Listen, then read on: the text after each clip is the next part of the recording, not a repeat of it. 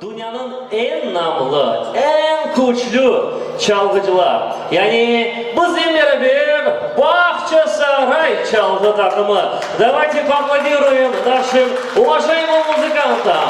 Ансамбль Bahçesaray.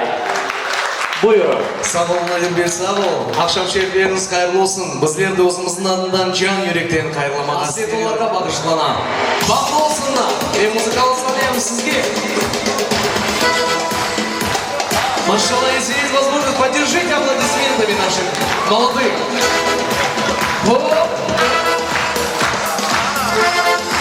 Айна, машалла, машалла.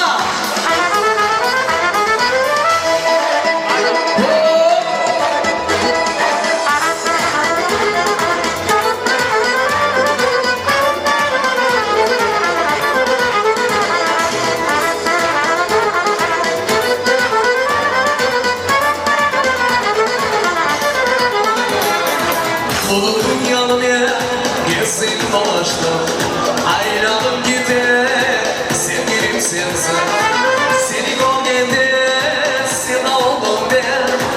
O zamandan beri yüreğim sende. Seni görgende sen oldum ben. O zamandan beri yüreğim sende.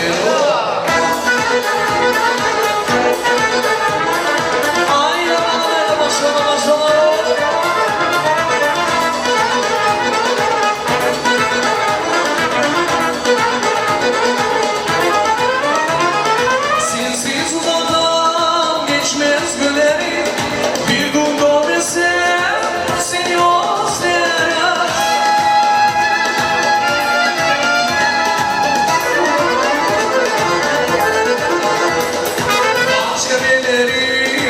Severim hatta gelmesin beni seni beklerim.